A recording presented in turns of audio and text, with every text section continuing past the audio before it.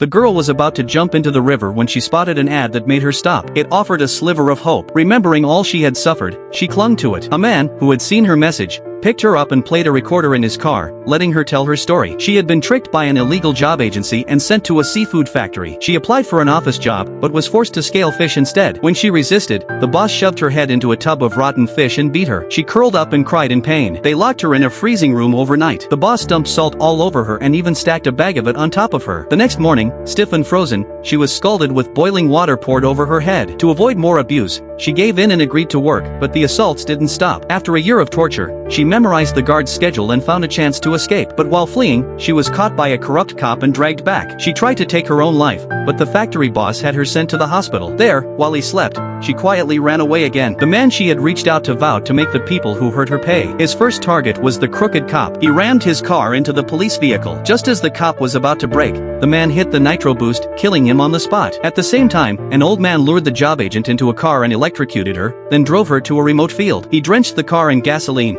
and as flames consumed it, the woman inside turned to ash. To get closer to the factory boss, the man placed a huge order, 50 barrels of seafood sauce. The boss was thrilled, but the night before delivery, masked figures ambushed the boss's assistant and stole 12 barrels. The boss now faced millions in penalties. Surprisingly, the man didn't demand compensation, he ordered 20 more barrels instead. Blinded by greed, the boss agreed to deliver the next day. That night, the masked teen struck again. The assistant showed up with bodyguards, but the man easily took them down. He punched the assistant so hard his teeth flew out, then smashed his head with a giant hammer. To avoid losing the deal, the boss tried buying from other seafood makers, but the girl had hacked their systems and blocked him from contacting them. Desperate, the boss bought back his own stolen sauce at a high price. On delivery day, the man ambushed him, beat him senseless, and only stopped when his mask was torn off. The boss finally realized who he was. The man shoved his head into a fish barrel, then sealed him inside a giant seafood drum and sold him like a product. As for the girl, she finally began a peaceful life, free from harm, free from fear.